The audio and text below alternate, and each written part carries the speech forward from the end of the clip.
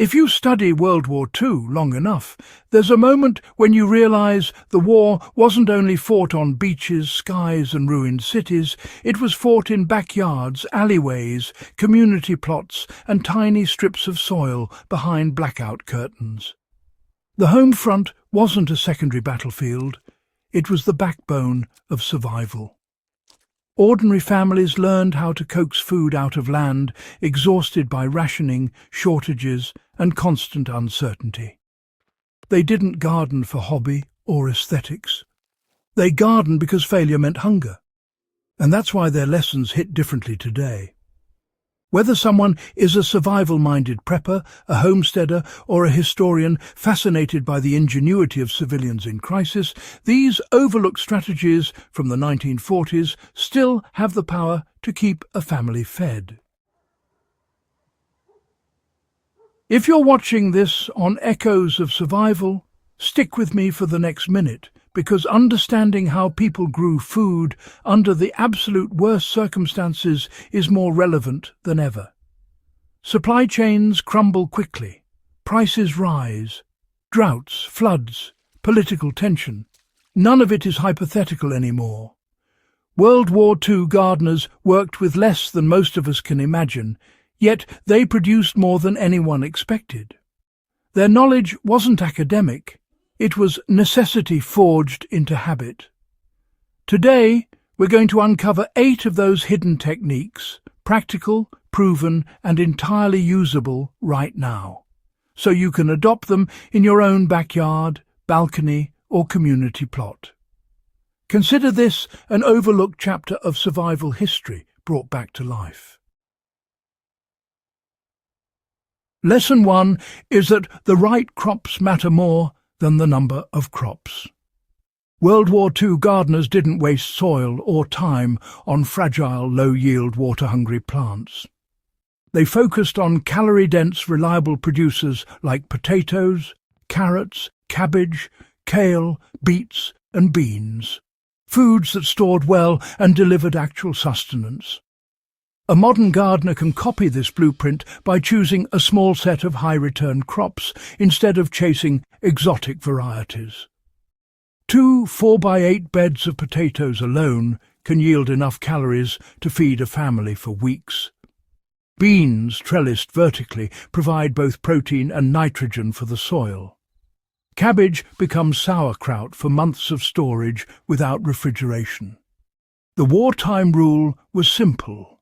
Grow what fills bellies, not what fills Instagram feeds. That rule hasn't aged one bit. Lesson 2 is that soil health determines survival, not luck. Fertilizer shortages during the war forced civilians to rediscover composting, leaf mold, and natural soil amendments. Nothing organic was wasted.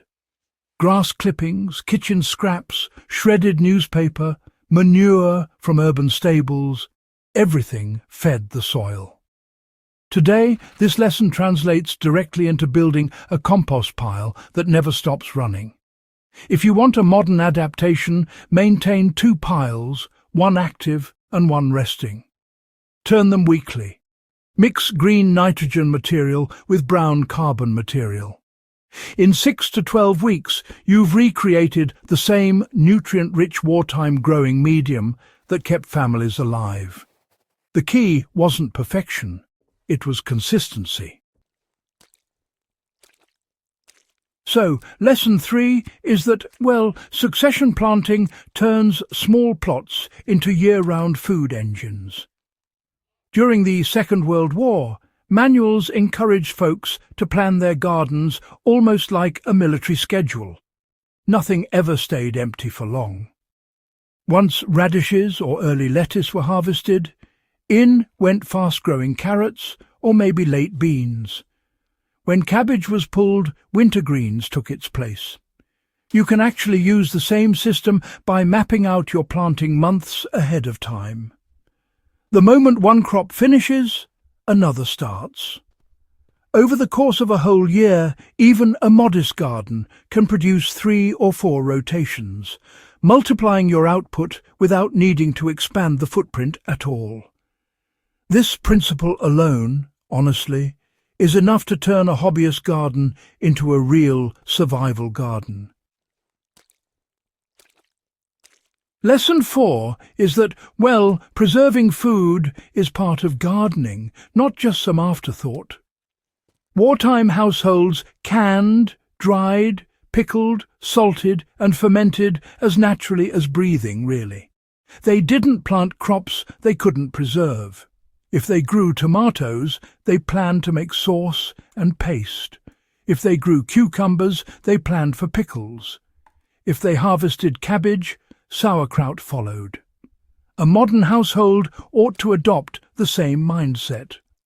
Before planting anything, decide how you'll store it. Buy jars now, not later. Learn basic water bath canning. Try fermenting carrots or cabbage in small batches. The Second World War system created food security for months after harvest, and honestly, it still works flawlessly. Lesson 5 is, well, that shared labour creates shared abundance. Victory gardens weren't private fiefdoms, not at all. Neighbours traded seeds, swapped harvests, loaned tools and coordinated planting so everyone wasn't growing the same thing. That's exactly why entire blocks managed to stay fed, even during shortages. Today, applying this lesson can be as simple as organising a neighbourhood growing group, where each household specialises. One grows squash, another potatoes, another herbs, another legumes. At harvest, everyone trades. This multiplies variety, strengthens community and spreads risk, exactly how wartime civilians survived. Lesson 6 is that water discipline turns scarcity into routine. Wartime gardeners mastered watering techniques because, well, they had no choice. They used captured rainwater, directed grey water and employed deep watering instead of frequent shallow sprays. The modern application is straightforward. Mulch everything. Just add 2 to 3 inches of straw, shredded leaves or wood chips around all beds to cut water evaporation by up to half. Water slowly at the base once or twice a week, rather than misting the soil. Even in drought-prone regions, this keeps crops alive on minimal water. One of the most underrated survival skills, really. Lesson 7 is that pests are managed through ecosystem design, not chemicals. With chemical pesticides rationed, gardeners relied on interplanting, crop rotation and natural deterrents. They paired carrots with onions to confuse pests, rotated beds yearly to break egg cycles, and encouraged beneficial predators like ladybugs. Anyone today can use the same zero-chemical wartime playbook. Rotate crops every season, grow strong plant pairs such as cabbage with dill or basil with tomatoes, and leave small wild patches to attract predator insects. This approach builds long-term resilience, not dependency. Lesson 8 is that simplicity feeds families faster than complexity. The most effective World War II gardens weren't ornate. They were rows of dependable crops, maintained regularly, kept weed-free, and harvested on schedule. That's it. Start small, tend it often, expand when you've mastered the basics. A simple 400-square-foot wartime garden layout, 4 beds, each with 3 to 4 staple crops, can still produce hundreds of pounds of food annually. No gadgets required. If you enjoyed this deep dive into forgotten survival knowledge and you want more historically grounded strategies like these, Make sure you subscribe to Echoes of Survival and share this guide with someone who appreciates real history and real preparedness. Battlefield survival.